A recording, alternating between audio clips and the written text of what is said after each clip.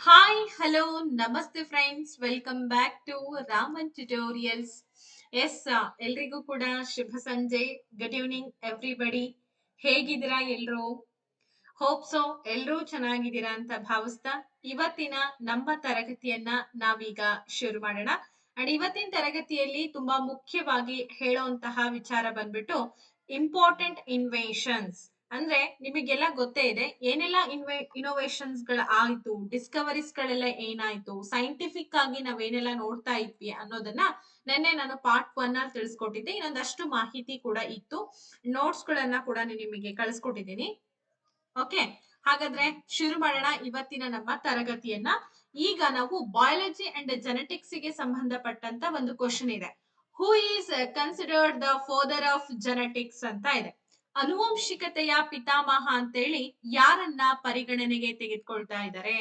Thomas Hunt Morgan, ಹಾಗೆ Gregor Mendel, Charles Darwin, ಹಾಗೆ Hugo de Vries ಅಂತ ಇದೆ. ನೆನ್ಪಿಟ್ಕೊಂಡು ಕರೆಕ್ಟ್ ಆಗಿ ಉತ್ತರಗಳನ್ನ ಕೊಡ್ತಾ ಹೋಗ್ರಿ.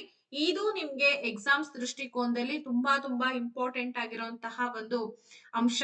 ಅಂಡ್ ಯಾವ್ದನ್ ಬೇಕಾದ್ರೂ ನಿಮಗೆ ಇಲ್ಲಿ ಕೇಳುವಂತಹ ಸಾಧ್ಯತೆ ಇರುತ್ತೆ. ಯಾವ್ದನ್ನು ಒಂದನ್ನು ಕೂಡ ನೀವು ನೆಗ್ಲೆಕ್ಟ್ ಮಾಡ್ಲೇಬಾರ್ದು. ಓಕೆ, ಎಸ್, ಸರಿಯಾದ ಉತ್ತರ ಏನಾಗುತ್ತೆ ಹಾಗಿದ್ರೆ? ಅನುವಂಶಿಕತೆಯ ಪಿತಾಮಹ ಅಂತೇಳಿ ಯಾರನ್ನ ಪರಿಗಣನೆಗೆ ತೆಗೆದುಕೊಳ್ಳಲಾಗುತ್ತದೆ ಅಂತ ಇದೆ. Thomas Hunt Morgan, Gregor Mendel, Charles Darwin, Hugo de Vries ಅಂತ ಇದೆ.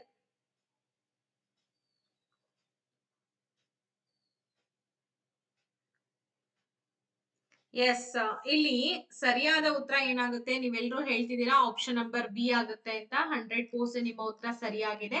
ಗ್ರೆಗರ್ ಮೆಂಡಲ್ ಅಂತ ಹೇಳ್ತೀವಿ. ಈ ಗ್ರೆಗರ್ ಮೆಂಡಲ್ ಏನಿದಾನೆ, he conducted experiments on pea plants. ಬಟಾಣಿ ಗಿಡಗಳ ಮೇಲೆ ಪ್ರಯೋಗಗಳನ್ನ ಕೂಡ ಮಾಡ್ತಾನೆ. ಅದಷ್ಟೇ ಅಲ್ಲ, he discovered the laws of inheritance. ಅವರು ಅನುವಂಶಿಕತೆಯ ನಿಯಮಗಳನ್ನ ಕೂಡ ಕಂಡುಹಿಡಿತಾರೆ. ಅದಕ್ಕೋಸ್ಕರ ಗ್ರೆಗರ್ ಮೆಂಡಲ್ ಬಹಳ important. He was an Austrian monk. ಆಸ್ಟ್ರಿಯಾದ ಒಬ್ಬ ಸನ್ಯಾಸಿ ಕೂಡ ಆಗಿದ್ರ. ಹಾಗೆ his works was ignored for decades until after his death. ಅವರ ಕೆಲಸ ಅವರ ಮರಣದ ನಂತರದ ದಶಕಗಳವರೆಗೂ ಕೂಡ ನಿರ್ಲಕ್ಷ್ಯ ಪಡುತ್ತೆ. ಸಾಮಾನ್ಯವಾಗಿ ನಮ್ಮಲ್ಲೂ ಕೂಡ ಅಷ್ಟೇ, ಎಷ್ಟೋ ದೊಡ್ಡ ದೊಡ್ಡ ಮಹನೀಯರಿದ್ದಾರೆ, ಅವರ ಸತ್ತ ನಂತರದಲ್ಲಿ ಪ್ರಶಸ್ತಿಗಳನ್ನ ತಗೊಂಡಂತಹ ವ್ಯಕ್ತಿಗಳು ಕೂಡ ಇದ್ದಾರೆ. ಸೊ ಇದು ನಿರ್ಲಕ್ಷ್ಯತೆ ಅಂತಾನೆ ಹೇಳ್ಬೋದು, ಏನು ಮಾಡಕ್ಕಾಗಲ್ಲ. ಹಾಗೆ ಪ್ರಬಲ ಮತ್ತು ಸುಪ್ತ ಲಕ್ಷಣಗಳಂತಹ ಪದಗಳನ್ನ ಇವರು ಪರಿಚಯ ಮಾಡ್ಕೊಡ್ತಾರೆ. He introduced terms like dominant and recessive traits ಅಂತ ಹೇಳಿ ನಾವು ಗುರುತಿಸ್ತೀವಿ. ನೆಕ್ಸ್ಟ್ ಪ್ರಶ್ನೆಗೆ ಬರೋಣ. ಏವಿಯೇಷನ್ ಅಂದ್ರೆ ವಾಯುಯಾನದ ಬಗ್ಗೆ ಇರುವಂತಹ ಒಂದು ಪ್ರಶ್ನೆ. Who invented the first successful aeroplane ಅಂತ ಇದೆ. ಹಾಗಾದ್ರೆ ಏರ್ಪ್ಲೇನ್ ಫಸ್ಟ್ ಸಕ್ಸಸ್ಫುಲ್ ಏರ್ಪ್ಲೇನ್ ಅನ್ನ ಇನ್ವೆಂಟೆಡ್ ಮಾಡಿದವರು ಯಾರು? ಮೊದಲ ಯಶಸ್ವಿ ವಿಮಾನವನ್ನ ಯಾರು ಕಂಡು ಹಿಡಿದ್ರು ಅಂತ ಪ್ರಶ್ನೆ ಇದೆ. ಕಾಣಿಸ್ತಾ ಇದೆ ಅಲ್ವಾ ನಿಮ್ಗೆಲ್ರಿಗೂ? ಲಿಯೋನಾರ್ಡೋ ಡಾವಿಂಚಿ, ಹಾಗೆ ಆರ್ವಿಲ್ಲೆ ಮತ್ತು ವಿಲ್ಬರ್ ರೈಟ್, ಚಾರ್ಲ್ಸ್ ಲಿಂಡರ್ಗ್, ಹಾಗೆ ಅಮೇಲಿಯಾ ಇಯರ್ಹಾರ್ಟ್ ಅಂತ ಇದೆ. ಎಸ್, ಸರಿಯಾದ ಉತ್ತರ ಏನಾಗ್ಬೋದು? ತುಂಬಾ ಸಿಂಪಲ್ ಆಗಿದೆ ಅಂಡ್ ಎಲ್ರು ಕೂಡ ಇದಕ್ಕೆ ಆನ್ಸರ್ ಅನ್ನ ಮಾಡೇ ಮಾಡ್ತೀರಾ ಅಂತ ಅನ್ಕೊಂಡಿದ್ದೀನಿ. ಬಹಳ ಸಿಂಪಲ್ ಆಗಿರುವಂತ ಪ್ರಶ್ನೆ ಇದು. Who invented the first successful airplane ಅಂತ ಇದೆ. ಓಕೆ, ಸರಿಯಾದ ಉತ್ತರ ಬಂದ್ಬಿಟ್ಟು ಇಲ್ಲಿ ಆಪ್ಷನ್ ನಂಬರ್ ಬಿ ಆಗುತ್ತೆ. ಆರ್ವಿಲ್ಲೆ ಅಂಡ್ ವಿಲ್ಬರ್ ರೈಟ್ ಅಂತ ಹೇಳಿ ನಿಮ್ಮೆಲ್ಲರ ಉತ್ತರ ಸರಿಯಾಗಿದೆ. The first flight took place in 1903 at Kitty Hawk ಅಂತ ಹೇಳ್ತೀವಿ. ಮೊದಲ ಹಾರಾಟ 1903ರಲ್ಲಿ ಕಿಟ್ಟಿ ಹಾಕ್ ನಲ್ಲಿ ನಡೆಯುತ್ತೆ. ಮೊದಲ ವಿಮಾನ, ಯಶಸ್ವಿ ವಿಮಾನ ಹಾರಾಟ ಕಿಟ್ಟಿ ಹಾಕ್ ನಲ್ಲಿ ಆಗತ್ತೆ. ವಿಮಾನಕ್ಕೆ ದಿ ರೈಟ್ ಫ್ಲೈಯರ್ ಅಂತ ಹೇಳಿ ಕೂಡ ಹೆಸರಿಡ್ತಾರೆ. It was a controlled sustained flight of a powered aircraft. ಇದು ಶಕ್ತಿಯುತವಾದಂತಹ ವಿಮಾನದ ನಿಯಂತ್ರಿತ ಹಾಗೆ ಸುಸ್ಥಿರವಾದಂತಹ ಹಾರಾಟನು ಕೂಡ ಆಗಿತ್ತು. ವೃತ್ತಿಯಿಂದ ಸೈಕಲ್ ಮೆಕ್ಯಾನಿಕ್ ಕೂಡ ಇವರು ಆಗಿದ್ರು. They were bicycle mechanics by trade ಅಂತ ಹೇಳಿ ಕೂಡ ಗುರುತಿಸ್ತೀವಿ. Their discovery change to global travel and warfare.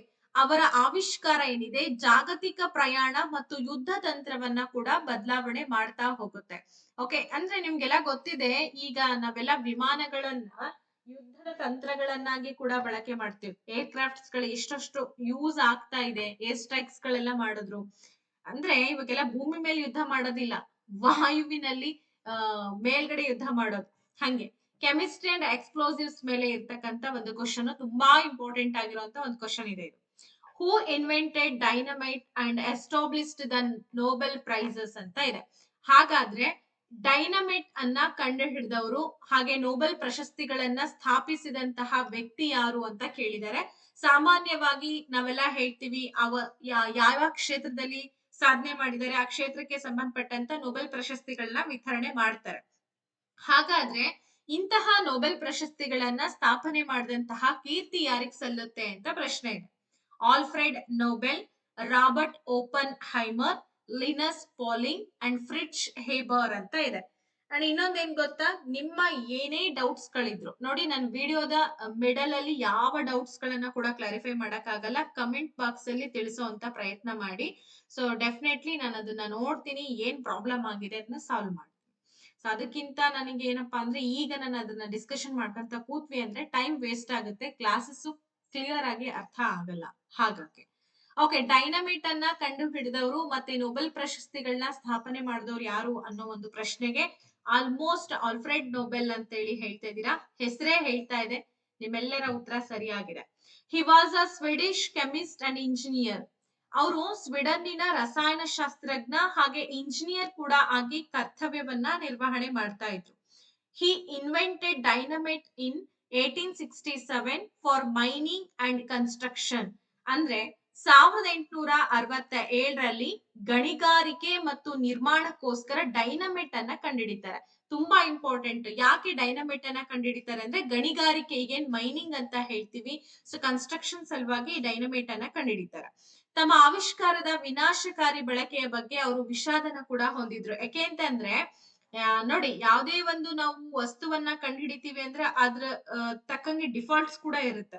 He felt guilty about the destructive use of his invention. ಕೆಲವೊಂದು ಈಗ ನೋಡಿ, ದೊಡ್ಡ ಯುದ್ಧ ನೌಕೆಗಳಾಗಿರ್ಬೋದು, ಆಮೇಲೆ ಅಟಮ್ ಬಾಂಬ್ಗಳಾಗಿರ್ಬೋದು, ಇವೆಲ್ಲವೂ ಏನಪ್ಪಾ ಅಂತಂದ್ರೆ ಒಳ್ಳೇದು, ಒಂದು ಕಡೆ ಒಳ್ಳೇದಾದ್ರೂ ಕೂಡ ವಿನಾಶಕಾರಿಗೆ ಎಡೆ ಮಾಡ್ಕೊಡುತ್ತೆ. He left his fortune to establish the Nobel prizes. ನೋಡಿ, ಅವರು ತಮ್ಮ ಸಂಪತ್ತನ್ನ ನೊಬೆಲ್ ಪ್ರಶಸ್ತಿಗಳನ್ನ ಸ್ಥಾಪಿಸ್ಲಿಕ್ಕೆ ಮೀಸಲಿಡ್ತಾರೆ. Prizes are awarded in physics, chemistry, medicine, literature and piece.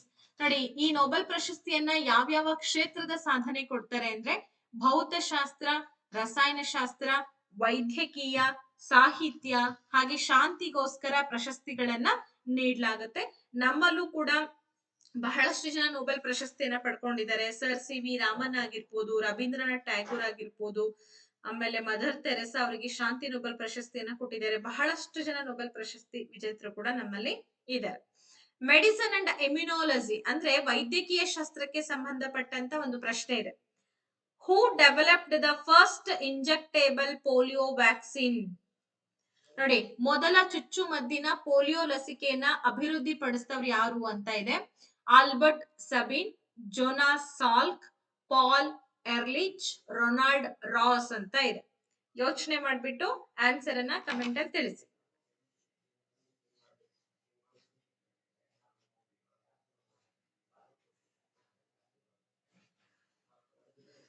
ಮೊದಲ ಚುಚ್ಚುಮದ್ದಿನ ಪೋಲಿಯೋ ಲಸಿಕೆಯನ್ನ ಅಭಿವೃದ್ಧಿ ಪಡಿಸಿದಂತವ್ರು ಯಾರು? ಇದನ್ನ ನಾವು ಇಂಗ್ಲಿಷ್ ಅಲ್ಲಿ ನೋಡೋದಾದ್ರೆ, who developed the first injectable polio vaccine ಅಂತ ಇದೆ. ಇಂಜೆಕ್ಟೇಬಲ್ ಪೋಲಿಯೋ ವ್ಯಾಕ್ಸಿನ್ ಅಂದ್ರೆ ಇಂಜೆಕ್ಷನ್ ಮೂಲಕ ಪೋಲಿಯೋ ಲಸಿಕೆಯನ್ನ ಅಭಿವೃದ್ಧಿ ಪಡಿಸ್ತಾರೆ. ಮಕ್ಳಿಗೆ ನೋಡಿ, ನೀವು ಸ್ಟಾರ್ಟಿಂಗ್ ಅಲ್ಲಿ ಹುಟ್ಟಿದಂತ ಮಕ್ಕಳಿಗೆ ತಿರುಗಿ ದಿನನೇ ಇಂಜೆಕ್ಟ್ ಮಾಡ್ತಾರೆ. ಸೊ ಇದಕ್ಕೆ ಸರಿಯಾದ ಉತ್ತರ ಜೋನಾಸ್ ಸಾಲ್ಕ್ ಅಂತ ಹೇಳ್ತೀವಿ. ಕರೆಕ್ಟ್ ಇದೆ. The vaccine was introduced in 1955. ಲಸಿಕೆಯನ್ನ 1955ರಲ್ಲಿ ಪರಿಚಯ ಮಾಡಿಕೊಡ್ಲಾಗುತ್ತೆ.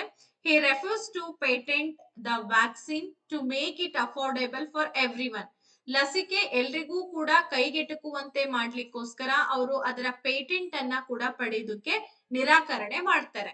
So polio was a major cause of paralysis in children. ನೋಡಿ, ಪೋಲಿಯೋ ಯಾಕೆ ಹಾಕ್ಸ್ಬೇಕು? ಪೋಲಿಯೋ ಬಹಳ ಇಂಪಾರ್ಟೆಂಟ್ ಮಕ್ಕಳಿಗೆ. ಯಾಕೆ ಅಂತಂದ್ರೆ ಮಕ್ಕಳಲ್ಲಿ ಪಾರ್ಶ್ವವಾಯುಗೆ ಪ್ರಮುಖ ಕಾರಣವಾಗಿತ್ತು.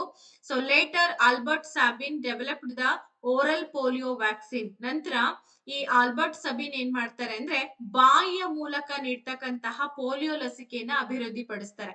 ಸೊ ಈ ಬಾಯಿಯ ಮೂಲಕ ಈ ಪಲ್ಸ್ ಪೋಲಿಯೋ ಕಾರ್ಯಕ್ರಮಗಳನ್ನೆಲ್ಲ ಮಾಡ್ತಾರೆ, ನಿಮ್ಗೆಲ್ಲ ಗೊತ್ತೇ ಇದೆ. ಸೊ ಮಕ್ಕಳಿಗೆ ಪೋಲಿಯೋ ಹನಿಯನ್ನ ಬಾಯಿಯ ಮೂಲಕ ಹಾಕ್ತಾರೆ. ಅದನ್ನ ಅಭಿವೃದ್ಧಿ ಪಡಿಸಿದವರು ಆಲ್ಬರ್ಟ್ ಸಬೀನ್ ಅಂತ ಹೇಳಿ ಹೇಳ್ತೀವಿ. ಜಾಗತಿಕ ಪ್ರಯತ್ನಗಳಿಂದ ಇಂದು ಪೋಲಿಯೋ ಬಹುತೇಕ ನಿರ್ಮೂಲನೆನೂ ಕೂಡ ಆಗಿದೆ. ಪೋಲಿಯೋ ಬರ್ಲಾರ್ದಂಗೆ ನೋಡ್ಕೊಳ್ತಾ ಇದ್ದಾರೆ. ಗ್ಲೋಬಲ್ ಎಫರ್ಟ್ಸ್ ಗಳು ತುಂಬಾ ಇದೆ ಅದ್ರ ಮೇಲೆ. ಓಕೆ, ನೆಕ್ಸ್ಟ್ ರೇಡಿಯೋ ಬಗ್ಗೆ ನೋಡೋಣ. Who is credited with the invention of the radio? ಇದೆಲ್ಲ basic things, but most important things ಅಂತಾನೆ ಹೇಳ್ಬೋದು. ರೇಡಿಯೋ ಆವಿಷ್ಕಾರದ ಕೀರ್ತಿ ಯಾರಿಗೆ ಸಲ್ಲುತ್ತದೆ ಅಂತ ಪ್ರಶ್ನೆ ಇದೆ. ಸೊ ನಿಕೋಲಾ ಟೆಸ್ಲಾ, ಹಾಗೆ Guglielmo Marconi, Heinrich Hertz, Michael Faraday ಅಂತ ಇದೆ.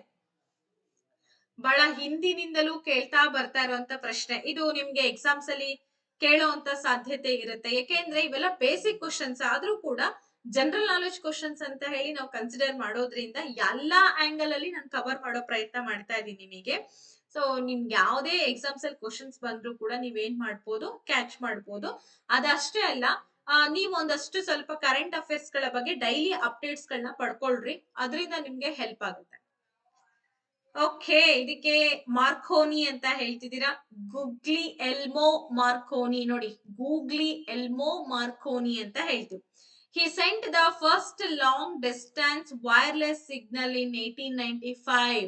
1895ರಲ್ಲಿ ಮೊದಲ ದೀರ್ಘ ದೂರದ ವೈರ್ಲೆಸ್ ಸಿಗ್ನಲ್ ಅನ್ನ ಕಳಿಸ್ತಾರೆ. ಇಟಲಿಯ ಸಂಶೋಧಕ ಹಾಗೆ ಎಲೆಕ್ಟ್ರಿಕಲ್ ಇಂಜಿನಿಯರ್ ಕೂಡ ಆಗಿದ್ರು. ಹಿ was an Italian inventor and electrical engineer also. He shared the Nobel Prize in Physics 1909. ಅವರು 1999ರಲ್ಲಿ ಭೌತಶಾಸ್ತ್ರದ ನೊಬೆಲ್ ಪ್ರಶಸ್ತಿಯನ್ನ ಕೂಡ ಪಡ್ಕೊಂಡ್ರು. Radio technology was vital for maritime safety. Example Titanic ಅಂತ ಹೇಳ್ತೀವಿ. ಅಂದ್ರೆ ಕಡಲ ಸುರಕ್ಷತೆಗೋಸ್ಕರ ತುಂಬಾ ನಿರ್ಣಾಯಕವಾಗಿತ್ತು ಅಂತ ಹೇಳಿ ಹೇಳ್ತೀವಿ. ಇನ್ನ ಟೆಸ್ಲಾ ಕೂಡ ರೇಡಿಯೋ ಸಿದ್ಧಾಂತಕ್ಕೆ ಮಹತ್ತರವಾದಂತಹ ಕೊಡುಗೆಯನ್ನ ಕೊಟ್ಟಿದೆ. ಇದಿಷ್ಟು ನೀವು ರೇಡಿಯೋ ಬಗ್ಗೆ ತಿಳ್ಕೊಂಡ ನಂತರ ಭೌತಶಾಸ್ತ್ರ ಮತ್ತೆ ಪರಮಾಣುಗಳ ಬಗ್ಗೆ ನೋಡೋಣ. ಈಗಾಗ್ಲೇ ನಾನು ಹೇಳಿದ್ದೆ ನಿಮ್ಗೆ ನ್ಯೂಟ್ರಾನ್ ಅನ್ನ ಕಂಡು ಹಿಡಿದವ್ರು ಯಾರು ಅಂತ ಹೇಳಿ. ಜೇಮ್ಸ್ ಚಾಡ್ವಿಕ್, ಅರ್ನೆಸ್ಟ್ ರುದರ್ಫೋರ್ಡ್, ಹಾಗೆ ವರ್ನರ್ ಹೈಸನ್ಬರ್ಗ್, ನೀಲ್ಸ್ ಬೋರ್ ಅಂತ ಇದೆ. ಈಗ ಪ್ರೋಟಾನ್ ಗೊತ್ತಾಯ್ತು, ಎಲೆಕ್ಟ್ರಾನ್ ಗೊತ್ತಾಯ್ತು. ಹಾಗಾದ್ರೆ ನ್ಯೂಟ್ರಾನ್ ಅನ್ನ ಯಾರು ಕಂಡುಹಿಡಿತಾರೆ? ಹೂ ಡಿಸ್ಕವರ್ಡ್ ದ ನ್ಯೂಟ್ರಾನ್ ಅಂತ ಇದೆ.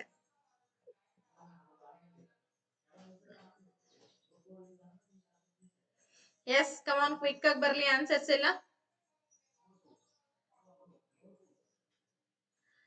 ಓಕೆ, ರುದರ್ಫೋರ್ಡ್ ಅಂತ, ಇನ್ನ ಚಾಡ್ವಿಕ್ ಅಂತಾನು ಕೂಡ ಕೆಲವೊಬ್ರು ಹೇಳ್ತಾ ಇದ್ದೀರಾ. ಕರೆಕ್ಟ್ ಆಗಿ ಯೋಚನೆ ಮಾಡಿ. ಸೈನ್ಸ್ ಸ್ಟೂಡೆಂಟ್ಸ್ ಅಂತೂ ಸಿಕ್ಕಾಪಟ್ಟೆ ಜನ ಇದ್ದೀರಾ ಅಲ್ವೇನ್ರಿ?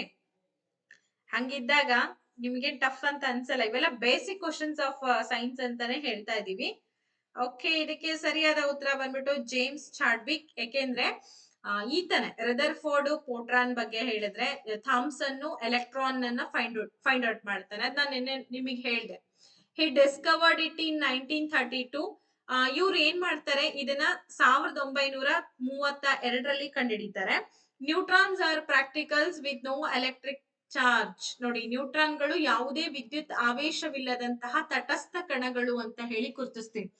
ಹಾಗೆ ಪ್ರೋಟಾನ್ಗಳ ಜೊತೆಗೆ ಪರಮಾಣುವಿನ ನ್ಯೂಕ್ಲಿಯಸ್ ನಲ್ಲಿ ಇರುತ್ತೆ. They are located in the nucleus of an atom along with protons.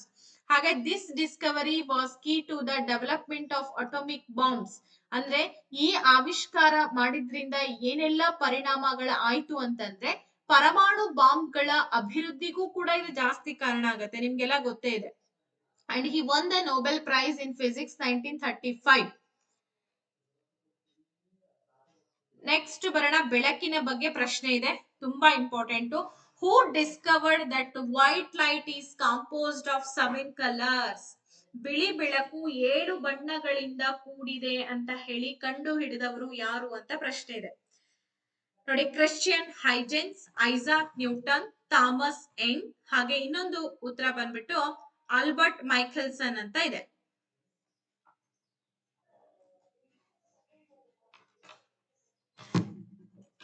ನೋಡಿ, ಬಿಳಿ ಬೆಳಕು 7 ಬಣ್ಣಗಳಿಂದ ಕೂಡಿದೆ ಅಂತ ಹೇಳಿ ಕಂಡು ಹಿಡಿದವ್ರು ಯಾರು ಅನ್ನೋ ಒಂದು ಪ್ರಶ್ನೆ ಇದೆ. ಅಫ್ಕೋರ್ಸ್ ನಿಮ್ಮ ಉತ್ತರಗಳೇನಾಗುತ್ತೆ?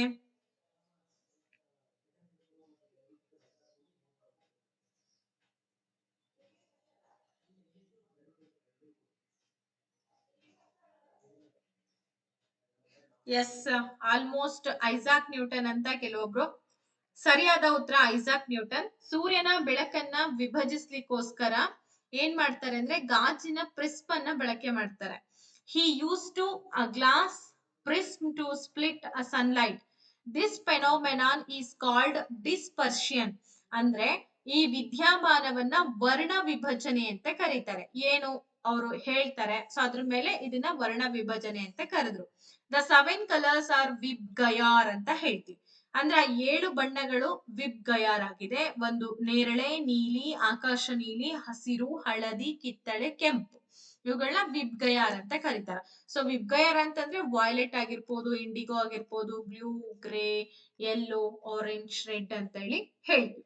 ಹಾಗೆ he also showed that these colours could be recombined into white light. ಅಂದ್ರೆ ಈ ಬಣ್ಣಗಳನ್ನ ಪುನಃ ಸಂಯೋಜಿಸಿ ಬಿಳಿ ಬೆಳಕನ್ನಾಗಿ ಮಾಡಬಹುದು ಅಂತ ಹೇಳಿ ತೋರಿಸ್ಕೊಡ್ತಾರೆ. His book Optics details these discoveries. ಅವರ ಆಪ್ಟಿಕ್ಸ್ ಪುಸ್ತಕ ಈ ಆವಿಷ್ಕಾರಗಳನ್ನ ವಿವರಣೆ ಕೊಡ್ತಾ ಹೋಗುತ್ತೆ ನಮ್ಗೆ. ಗೊತ್ತಾಯ್ತಾ? ಹಾಗಾದ್ರೆ who discovered the circulation of blood in the human body? ತುಂಬಾ ಇಂಪಾರ್ಟೆಂಟ್ ಅಂಡ್ ವೆರಿ ಈಸಿ ಆಗಿರುವಂತ ಪ್ರಶ್ನೆ. ಮಾನವ ದೇಹದಲ್ಲಿ ರಕ್ತ ಪರಿಚಲನೆಯನ್ನ ಕಂಡುಹಿಡಿದಂತಹ ವ್ಯಕ್ತಿ ಯಾರು ಅಂತ ಕೇಳಿದರೆ ವಿಲಿಯಂ ಹಾರ್ವೆ, ಆಂಡ್ರಿಯಾಸ್ ವೆಸಾಲಿಯಸ್, ಹಾಗೆ ಹಿಪ್ಪೋಕ್ರೇಟ್ಸ್ ಮತ್ತೆ ಗ್ಯಾಲೆನ್ ಅಂತ ಇದೆ. ನಮ್ಮಲ್ಲಿ ಬ್ಲಡ್ ಸರ್ಕ್ಯುಲೇಷನ್ಸ್, ನಮ್ಮ ಬ್ಲಡ್ ಸರ್ಕ್ಯುಲೇಷನ್ ಬಗ್ಗೆ, ಮಾನವನ ದೇಹದಲ್ಲಿ ರಕ್ತ ಪರಿಚಲನೆ ಆಗ್ತಾ ಇದೆ ಅನ್ನೋದನ್ನ ಕಂಡು ಹಿಡಿದಂತಹ ವ್ಯಕ್ತಿ, ವಿಜ್ಞಾನಿ ಯಾರು ಅಂತ ಕೇಳಿದ್ದಾರೆ. ನೋಡಿ ಎಷ್ಟೆಷ್ಟೆಲ್ಲ ಪ್ರಪಂಚದಲ್ಲಿ ಸಂಶೋಧನೆ ಆಗಿದೆ ಅಂತ ಅಲ್ವಾ. ನಾವು ನೀವು ಅವೆಲ್ಲ ಪಡ್ಕೊಂಡಂತ ಪುಣ್ಯವಂತರೆ. ಯಾಕೆ ಅಂತಂದ್ರೆ ಪ್ರತಿಯೊಂದು ಕೂಡ ಇವತ್ತಿನ ದಿನ ಎಷ್ಟು ಇನ್ಸ್ಟ್ರೂಮೆಂಟ್ಸ್, ಎಷ್ಟು ಟೆಕ್ನಾಲಜೀಸ್ ಗಳೆಲ್ಲ ಬೆಳೀತಾ ಇದೆ, ಅದಕ್ಕೆಲ್ಲ ಮೂಲ ಕಾರಣ ಅಂತಂದ್ರೆ ವೈಜ್ಞಾನಿಕ ತಂತ್ರಗಳು, ವಿಜ್ಞಾನಿಗಳು ಮೇನ್ ಅವರ ತಲೆ ಅಲ್ವಾ. ಸೊ ಹಾಗಾಗಿ ವಿಲಿಯಂ ಹಾರ್ವೆ ಅಂತ ಹೇಳ್ತಿದ್ದೀರಾ. ಎಸ್, ನಿಮ್ಮ ಎಲ್ಲರ ಉತ್ತರ ಸರಿಯಾಗಿದೆ. 1628ರಲ್ಲಿ ಇವ್ರು ಏನ್ ಮಾಡ್ತಾರೆ, ಸಂಶೋಧನೆಗಳನ್ನ ಪ್ರಕಟಣೆ ಮಾಡ್ತಾರೆ. He published his findings in 1628. He showed that the heart acts as a pump. ಅಂದ್ರೆ ಹೃದಯ ಅನ್ನೋದು ಪಂಪ್ ನಂತೆ ಕಾರ್ಯನಿರ್ವಹಿಸುತ್ತೆ ಅಂತ ಹೇಳ್ತಾರೆ. He disproved the old theory that blood was consumed by the body.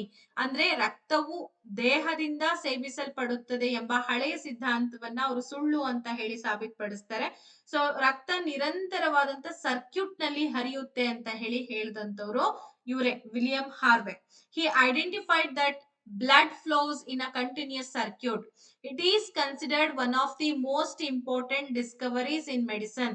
ಅಂದ್ರೆ ಇದು ವೈದ್ಯಕೀಯ ಕ್ಷೇತ್ರದಲ್ಲಿ ಬಹಳ ಪ್ರಮುಖ ಆವಿಷ್ಕಾರಗಳಲ್ಲಿ ಒಂದು ಅಂತ ಹೇಳಿ ಗುರುತಿಸ್ತೀವಿ. ಯಾಕೆಂದ್ರೆ ರಕ್ತ ಪರಿಚಲನೆ ಬಗ್ಗೆ ತಿಳ್ಕೊಳ್ಳೋದು ತುಂಬಾ ಇಂಪಾರ್ಟೆಂಟ್ ಅಲ್ವಾ. ಹಾಗಾಗಿ who was the first person to step on the Moon?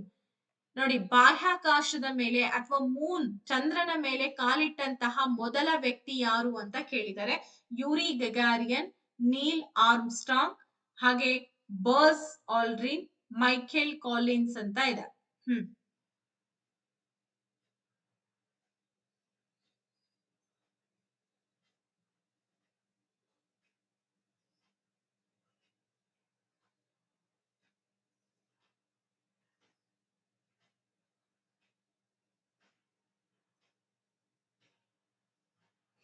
Okay, almost ಏನ್ ಹೇಳ್ತೀರಾ, ನೀಲ್ ಆರ್ಮ್ಸ್ಟ್ರಾಂಗ್ ಅಂತ.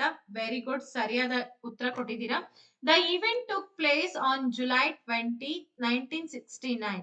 ಈ ಘಟನೆ ಜುಲೈ 20, 1969ರಂದು ನಡೆಯುತ್ತೆ. The mission was called Apollo 11. ಈ ಮಿಷನ್ ನ ಹೆಸರು ಬಂದು ಅಪೋಲೋ 11 ಅಂತ ಹೇಳ್ತಾರೆ. ಹಿಸ್ ಫೇಮಸ್ ಕೋಟ್ ಏನಿದೆ ಅಂತಂದ್ರೆ, that's one small step for man, one giant leap for mankind. ಅಂದ್ರೆ ಮನುಷ್ಯನಿಗೆ ಒಂದು ಸಣ್ಣ ಹೆಜ್ಜೆ ಇದು, ಆದ್ರೆ ಮಾನವ ಕುಲಕ್ಕೆ ಒಂದು ದೈತ್ಯ ಜಿಗಿತ ಅಂತ ಹೇಳ್ತಾರೆ. ನೋಡಿ, ಚಂದ್ರನ ಮೇಲೆ ಹೋಗುವಂತದ್ದು, ಬಾಹ್ಯಾಕಾಶದ ಮೂಲಕ ಹೋಗುವಂತದ್ದು ಇದೊಂದು ಸಣ್ಣ ಹೆಜ್ಜೆ ಅಷ್ಟೇ, ಆದ್ರೆ ಒಂದು ಮನುಷ್ಯನ ಕುಲಕ್ಕೆ ದೊಡ್ಡದಾದಂತಹ ಒಂದು ದೈತ್ಯ ಜಿಗಿತ ಅಂತ ಹೇಳ್ತಾರೆ. They landed in the Sea of Tranquility, ಅವರು ಸಿ ಆಫ್ ಟ್ರಾಂಕ್ವಿಲಿಟಿ ಎಂಬ ಪ್ರದೇಶದಲ್ಲಿ ಇಳಿತಾರೆ. He was an American astronaut. So ಹಾಗೆ ಇವರು ಅಮೆರಿಕದ ಗಗನಯಾತ್ರಿಗಳು ಕೂಡ ಆಗಿದ್ರು. ನಾವ್ ಇವ್ರ ಬಗ್ಗೆ ಏನ್ ಡೀಟೇಲ್ ಆಗಿ ತಿಳ್ಕೊಂಡಿದೀವಿ ಅಂತ ಅನ್ಕೊಂಡಿದೀನಿ. ಸೊ ಹಿಂದೆಲ್ಲ ನಿಮಗೆ ಗೊತ್ತಿದೆ, ಬಟ್ ಇವಾಗ ನಮಗೆ ಬೇಕಾಗಿರೋದು ಎಕ್ಸಾಮ್ ದೃಷ್ಟಿಕೋನದಿಂದ ಆಗಿರೋದ್ರಿಂದ ನಾನು ಅದನ್ನ ನಿಮಗೆ ಹೇಳ್ತೀನಿ. Who is noun as the missile man of India? ಹಾಗಾದ್ರೆ ಮಿಸೈಲ್ ಮ್ಯಾನ್ ಆಫ್ ಇಂಡಿಯಾ ಅಂತ ಹೇಳಿ ಯಾರನ್ನ ಕರೀಲಾಗ್ತದೆ? ಡಾಕ್ಟರ್ ಹೋಮಿ ಬಾಬಾ, ಹಾಗೆ ಡಾಕ್ಟರ್ APJ ಅಬ್ದುಲ್ ಕಲಾಂ, ಸತೀಶ್ ಧವನ್, ವಿಕ್ರಮ್ ಸಾರಾಭಾಯಿ ಅಂತ ಇದೆ. ನೋಡಿ, ಯೋಚನೆ ಮಾಡ್ಬಿಟ್ಟು ಆನ್ಸರ್ ಕೊಡಿ. ಭಾರತದ ಮಿಸೈಲ್ ಮ್ಯಾನ್ ಅಂತ ಹೇಳಿ ಯಾರನ್ನ ಕರೆಯಲಾಗುತ್ತದೆ?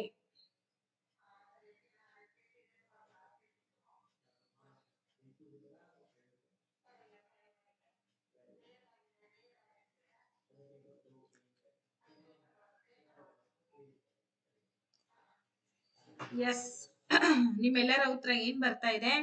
ಡಾಕ್ಟರ್ APJ ಅಬ್ದುಲ್ ಕಲಾಂ ಅಂತ. 100%. ಯಾಕೆ ಅಂತಂದ್ರೆ ಅವ್ರನ್ನ ಬಿಟ್ರೆ ಮತ್ತೆ ನಾವು ಇನ್ನು ಯಾರನ್ನು ಕೂಡ ಆ ಹೆಸರಿನಿಂದ ಕರೆಯಕ್ಕಾಗಲ್ಲ.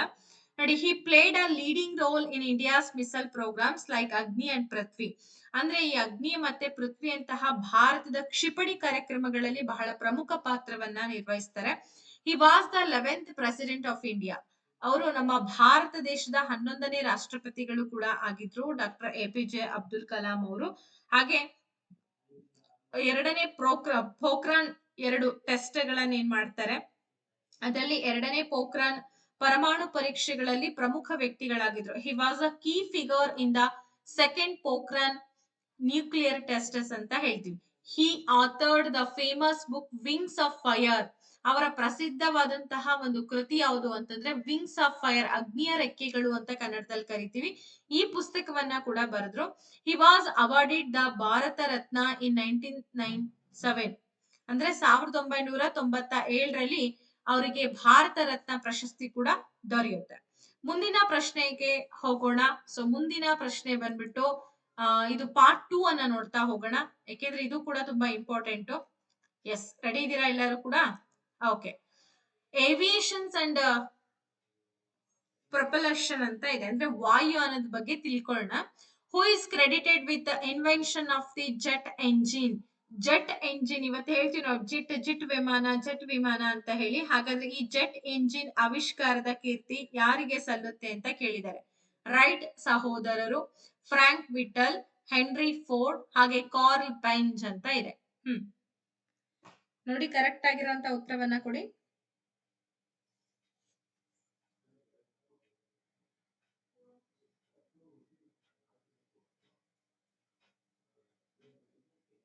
S,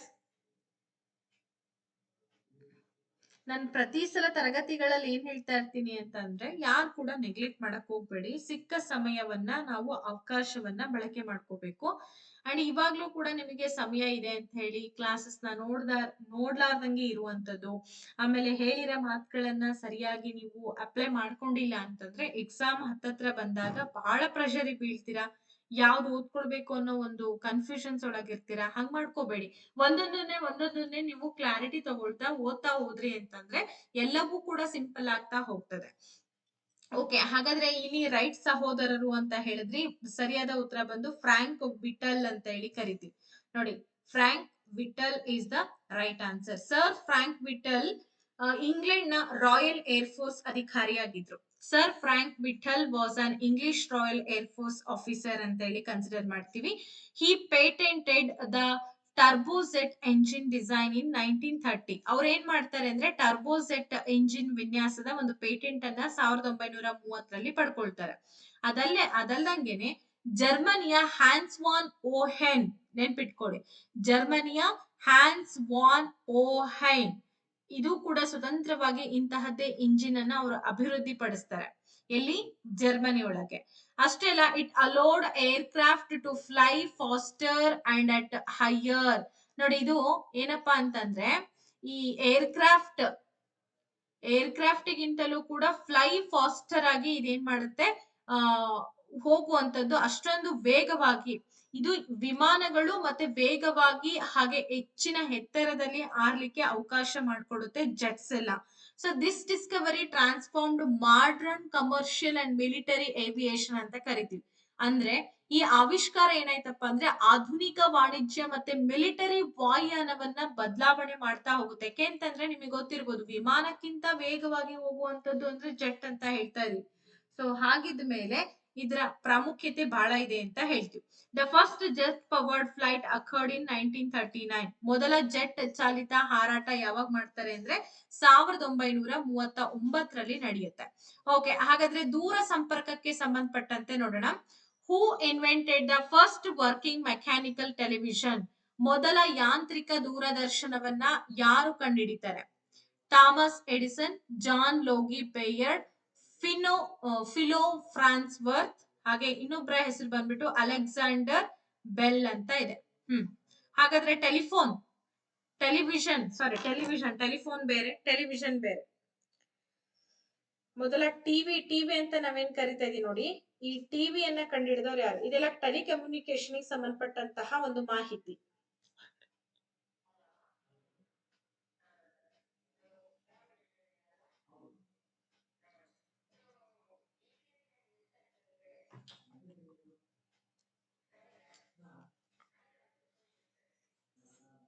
S, which one is the right answer? ಹಾಗಿದ್ರೆ John Logie Baird, JL Baird ಅಂತ ಹೇಳ್ತಾರೆ. ಎಸ್, ನಿಮ್ಮೆಲ್ಲರ ಉತ್ತರ ಸರಿಯಾಗಿದೆ. ಅವರು 1926ರಲ್ಲಿ ಮೊದಲ ಲೈವ್ ಟೆಲಿವಿಷನ್ ವ್ಯವಸ್ಥೆಯನ್ನ ಪ್ರದರ್ಶಿಸ್ತಾರೆ. ಈ demonstrated the first live television in system in 1926. ಹಾಗೆ it used mechanical scanning disc to transmit images. ಚಿತ್ರಗಳನ್ನ ರವಾನಿಸಲಿಕ್ಕೆ ಯಾಂತ್ರಿಕ ಸ್ಕ್ಯಾನಿಂಗ್ ಡಿಸ್ಕ್ ಅನ್ನ ಕೂಡ ಬಳಕೆ ಮಾಡ್ತಾರೆ. He also demonstrated the first color television in 1928. 1928ರಲ್ಲಿ ಮೊದಲ ಬಣ್ಣದ ದೂರದರ್ಶನವನ್ನ ಕೂಡ ಸಹ ಪ್ರದರ್ಶನ ಮಾಡ್ತಾರೆ. His invention laid the groundwork for modern broadcasting. ಅಂದ್ರೆ ಅವರ ಆವಿಷ್ಕಾರವು ಆಧುನಿಕ ಪ್ರಸಾರಕ್ಕೆ ಅಡಿಪಾಯವನ್ನ ಕೂಡ ಹಾಕುತ್ತೆ. ನೋಡಿ, ಟಿವಿ ಅನ್ನೋ ಕಾನ್ಸೆಪ್ಟ್ ಅನ್ನು ಎಷ್ಟು ಅದ್ಭುತವಾಗಿರ್ತಕ್ಕಂತ ಒಂದು ಮಾತು. ಯಾಕೆ ಅಂತಂದ್ರೆ ಇವತ್ತು ಯಾರ ಮನೇಲೂ ಕೂಡ ಟಿವಿ ಇಲ್ದಂಗೆ ಇರಕ್ಕೆ ಆಗಲ್ಲ.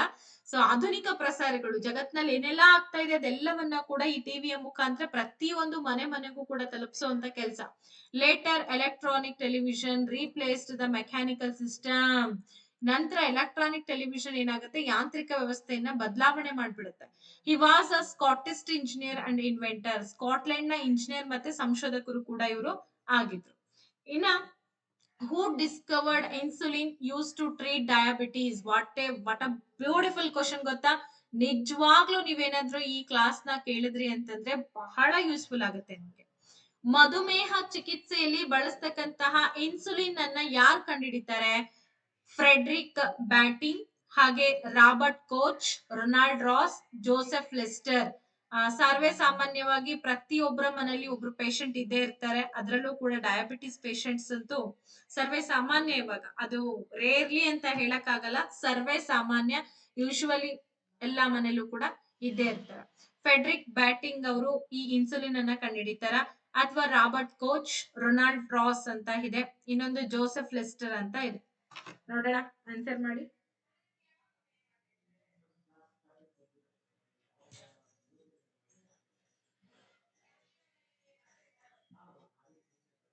ನೋಡಿ, ಕರೆಕ್ಟ್ ಆಗಿ ನೋಡ್ಬಿಟ್ಟು ಆಪ್ಷನ್ಸ್ ಗಳನ್ನ ಓದ್ಕೊಂಡು ಆನ್ಸರ್ ಅನ್ನ ಮಾಡಿ.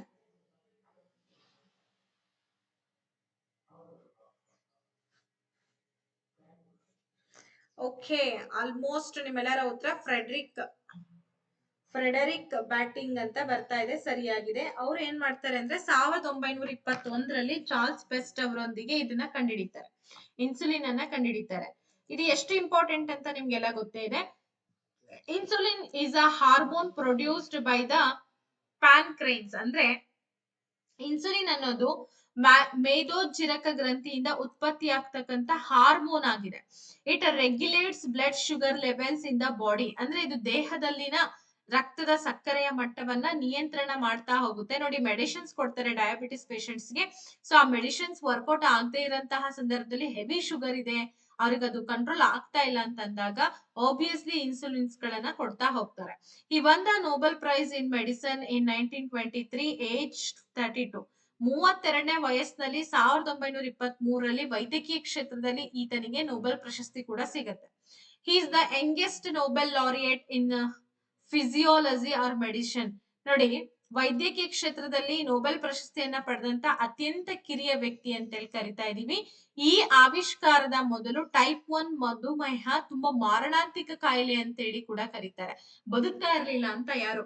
ಇನ್ನ ನೆಕ್ಸ್ಟ್ ಐಟಿ ಡೆವಲಪ್ಮೆಂಟ್ ಗೆ ಸಂಬಂಧಪಟ್ಟಂತ ಒಂದು ಕ್ವಶನ್ ಇದೆ. ನಾವ್ ಇವಾಗ ಎಲ್ಲಾ ಹೇಳ್ತೀವಿ www.com ಅಂತ ಹೇಳಿ. ಹಾಗಾದ್ರೆ who is the inventor of the world wide web? www 3W ನೋಡಿ, ವರ್ಲ್ಡ್ ವೈಡ್ ವೆಬ್ ಅಂತ ಹೇಳಿ ಇದರ ಫುಲ್ ಫಾರ್ಮು. ಹಾಗಾದ್ರೆ ಇದರ ಆವಿಷ್ಕಾರಕ ಯಾರು ಅಂತ ಕೇಳಿದ್ದಾರೆ. ತುಂಬಾ important and very very informative question ಇದು. Steve Jobs, Bill Gates, Tim Berners-Lee, Mark Zuckerberg ಅಂತ ಇದೆ. ನೋಡಿ, ಯೋಚನೆ ಮಾಡ್ಬಿಟ್ಟು ಆನ್ಸರ್ ಮಾಡಿ.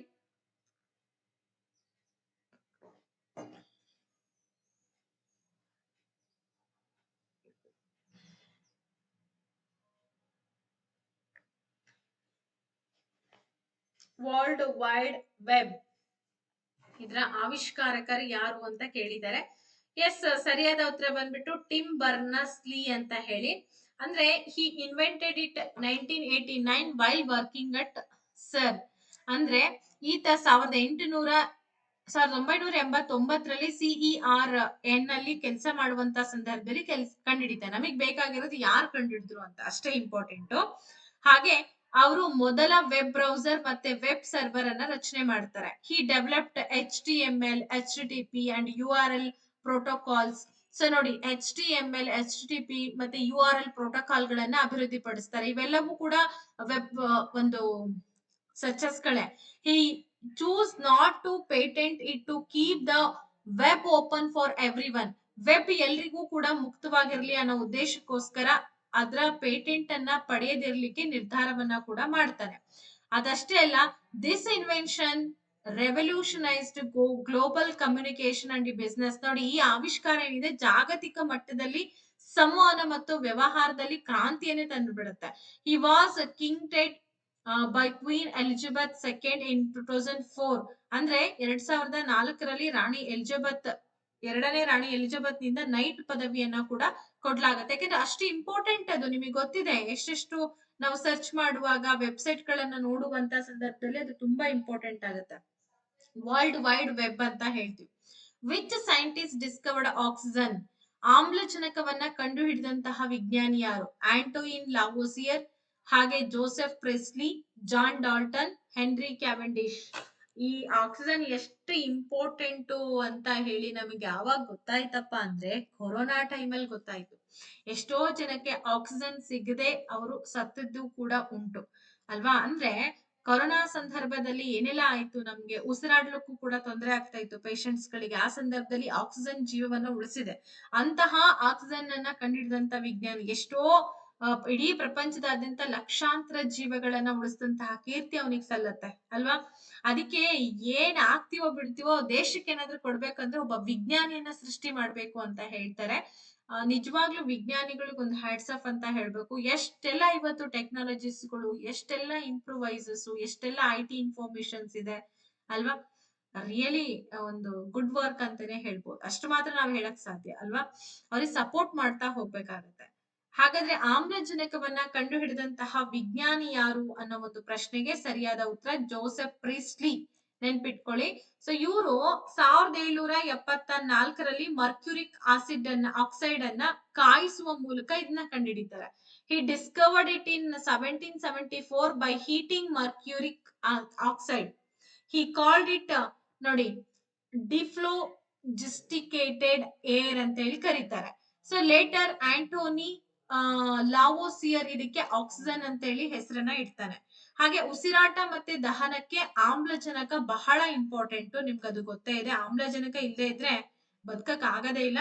ಭೂಮಿಯ ಪದರದಲ್ಲಿ ಅತ್ಯಂತ ಹೆಚ್ಚು ಕಂಡು ಬರ್ತಕ್ಕಂತಹ ಧಾತು ಇದು ಅಂತ ಹೇಳಿ ಕರೀತಾರೆ.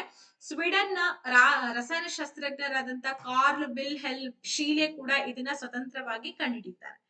ಓಕೆ, ಮುಂದಿನ ಪ್ರಶ್ನೆಗೆ ಹೋಗೋಣ. ಸೊ ಮುಂದಿನ ಪ್ರಶ್ನೆ ಇದು ಕೂಡ ಮೆಡಿಕಲ್ ಗೆ ಸಂಬಂಧಪಟ್ಟಂತ ಪ್ರಶ್ನೆ.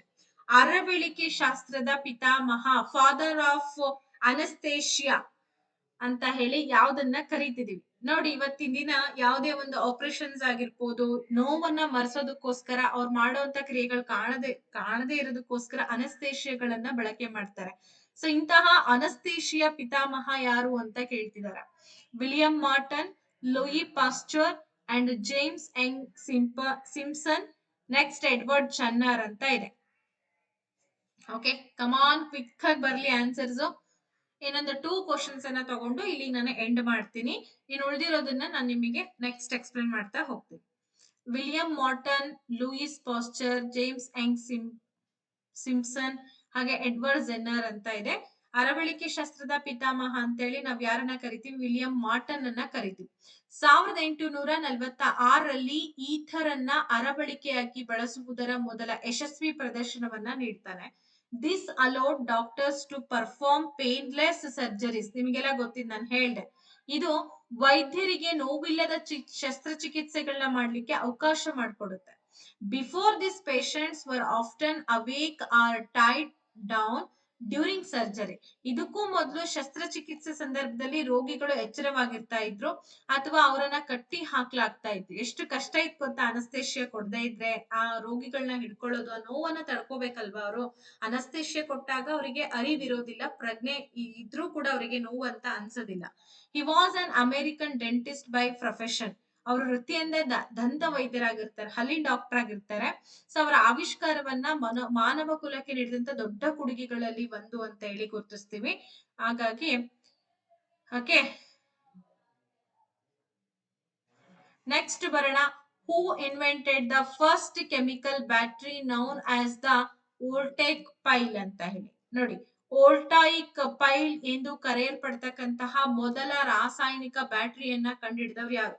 ಮೈಕಲ್ ಫ್ಯಾರಡೆ, ಅಲ್ಸಾಂಡ್ರೋ ವೋಲ್ಟಾ, ಆಂಡ್ರೆ ಮೇರಿ ಆಂಪಿಯರ್, ನಿಕೋಲಾ ಟೆಸ್ಲಾ. ನೋಡಿ, ಯೋಚನೆ ಮಾಡಿ ಆನ್ಸರ್ ಹೇಳಿ.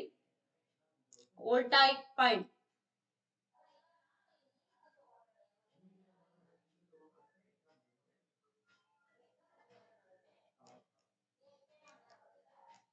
ಎಸ್, ಇಲ್ಲಿ ಸರಿಯಾದ ಉತ್ತರ ಬಂದ್ಬಿಟ್ಟು ಅಲೆಸ್ಸಾಂಡ್ರೋ ವೋಲ್ಟಾ ಅಂತ ಹೇಳಿ ಹೇಳ್ತೀವಿ. He invented the battery in the year 1800. So ಅಷ್ಟೇ ಅಲ್ಲ, ವಿದ್ಯುತ್ ಶಕ್ತಿಯ ಮೊದಲ ನಿರಂತರ ಮೂಲವನ್ನ ಒದಗಿಸ್ಕೊಡುತ್ತೆ. ಯಾವುದೋ ಇದು it is provided the first continuous source of electricity ಅಂತ ಹೇಳ್ತೀವಿ. He was an Italian physicist and chemist.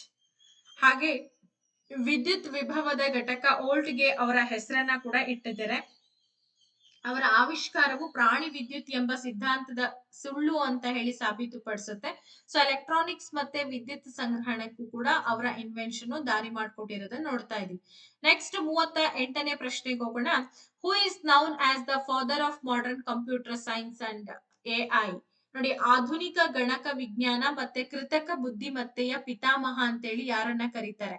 ಕೃತಕ ಬುದ್ಧಿಮತ್ತೆ ಅಂತಂದ್ರೆ ಎಐ, ಆರ್ಟಿಫಿಷಿಯಲ್ ಇಂಟೆಲಿಜೆನ್ಸ್ ಅಂತ ಹೇಳಿ ಕರಿತೀವಿ.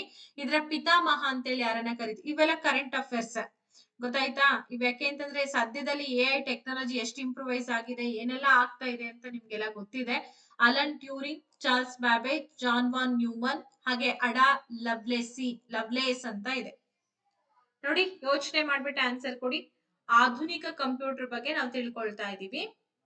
ನಾನು ಈ ಕ್ಲಾಸ್ ನಿಮಗೆ ಎಷ್ಟು ಯೂಸ್ಫುಲ್ ಅಂತಂದ್ರೆ, ರಿಯಲಿ ನೀವು ಕ್ಲಾಸ್ ತಗೊಂಡಿದ್ದೀರಲ್ಲ, ನೀವೇ ಲಕ್ಕಿ. ಯಾಕೆ ಅಂತಂದ್ರೆ ಮುಂಚೆಲ್ಲ ಇಷ್ಟೆಲ್ಲ ಒದಗಿಸ್ಕೊಡ್ತಕ್ಕಂಥ ತರಗತಿಗಳು ಎಲ್ಲೂ ಕೂಡ ಸಿಗ್ತಾ ಇರ್ಲಿಲ್ಲ. ಅಂಡ್ ಇಷ್ಟು ಡೀಟೇಲ್ ಆಗಿ ನಾವು ಹುಡ್ಕೋತಾ ಕುತ್ಕೋಬೇಕಾಗಿತ್ತು. ಬಟ್ ತುಂಬಾ ತುಂಬಾ ತುಂಬಾ ಅಗತ್ಯವಾದಂತ ತರಗತಿಗಳನ್ನ ನಾವು ನಿಮಗೋಸ್ಕರ ಪ್ರೊವೈಡ್ ಮಾಡ್ತಾ ಇದೀವಿ. ಎಲ್ಲದರ ಬಳಕೆ ನೀವು ಮಾಡ್ಕೋಬೇಕಷ್ಟೇ. ಕ್ಲಾಸ್ ಕಂಪ್ಲೀಟ್ ಆಗಿ ನೋಡ್ಕೊಳ್ರಿ, ನೋಟ್ಸ್ ಗಳನ್ನ ಓದ್ಕೊಳ್ರಿ. ಅರ್ಥ ಆಯ್ತಾ? ಇದರಿಂದ ನಿಮಗೆ ಬಹಳ ಬೆನಿಫಿಟ್ ಸಿಗ್ತಾ ಹೋಗುತ್ತೆ. ಸೊ ಸರಿಯಾದ ಉತ್ತರ ಅಲೆನ್ ಟ್ಯೂರಿಂಗ್ ಅಂತ ಹೇಳ್ತೀವಿ. ಆಧುನಿಕ ಗಣಕಯಂತ್ರಗಳಿಗೆ ಸೈದ್ಧಾಂತಿಕ ಚೌಕಟ್ಟನ್ನ ಒದಗಿಸ್ಕೊಟ್ಟಂತವ್ರು ಆಲನ್ ಟ್ಯೂರಿಂಗ್ ಅಂತ ಹೇಳ್ತೀವಿ. ಈಗ he broke the German Enigma code during World War second. ನೋಡಿ, ಇವರು 2ನೇ ಮಹಾಯುದ್ಧದ ಸಮಯದಲ್ಲಿ ಜರ್ಮನಿಯ ಎನಿಗ್ಮಾ ಕೋಡ್ ಅನ್ನ ಭೇದಿಸ್ತಾರೆ. He proposed the Turing test to measure machine intelligence. ಯಂತ್ರದ ಬುದ್ಧಿವಂತಿಕೆಯನ್ನ ಅಳತೆ ಮಾಡ್ಲಿಕ್ಕೋಸ್ಕರ ಟ್ಯೂರಿಂಗ್ ಟೆಸ್ಟ್ ಅನ್ನ ಕೂಡ ಪ್ರಸ್ತಾವನೆ ಮಾಡ್ತಾರೆ. ಬ್ರಿಟಿಷ್ ಗಣಿತಜ್ಞ ಹಾಗೆ ತರ್ಕಶಾಸ್ತ್ರಜ್ಞರು ಕೂಡ ಆಗಿದ್ರು. ಟ್ಯೂರಿಂಗ್ ಮಷಿನ್ ಕಂಪ್ಯೂಟಿಂಗ್ ನ ಮಿತಿಗಳನ್ನ ವ್ಯಾಖ್ಯಾನಿಸುತ್ತೆ. ಹಾಗೆ ಈ ಟ್ಯೂರಿಂಗ್ ಪ್ರಶಸ್ತಿ ಕಂಪ್ಯೂಟರ್ ವಿಜ್ಞಾನದಲ್ಲಿ ನೀಡ್ತಕ್ಕಂತ ಅತ್ಯಂತ ಉನ್ನತವಾದಂತಹ ಗೌರವ ಅಂತ ಹೇಳಿ ನಾವು ಗುರುತಿಸ್ತಾ ಇದ್ದೀವಿ. ಎಸ್, ಹಾಗಾದ್ರೆ ಇನ್ನು ಉಳಿದಂತಹ ಪ್ರಶ್ನೆಗಳನ್ನ ಮುಂದಿನ ತರಗತಿಗಳಲ್ಲಿ ನಾನು ತಿಳಿಸ್ಕೊಡುವಂತ ಪ್ರಯತ್ನ ಮಾಡ್ತೀನಿ. ಹೋಪ್ ಸೊ ಇವತ್ತಿನ ತರಗತಿ ತಮ್ಗೆಲ್ರಿಗೂ ಬಹಳಷ್ಟು ಜ್ಞಾನವನ್ನ ತಂದ್ಕೊಟ್ಟಿದೆ ಅಂತ ನಾನು ಭಾವಿಸ್ತಾ ಇವತ್ತಿನ ತರಗತಿಯನ್ನ ಇಲ್ಲಿಗೆ ನಾವು ಮುಗಿಸೋಣ. ನೆಕ್ಸ್ಟ್ ಉಳಿದಂತಹ ಎಲ್ಲಾ ವಿಷಯಗಳನ್ನ ಕಂಪ್ಲೀಟ್ ಆಗಿ ಕವರ್ ಮಾಡ್ತಾ ಹೋಗ್ತೀನಿ. Thank you, take care and by.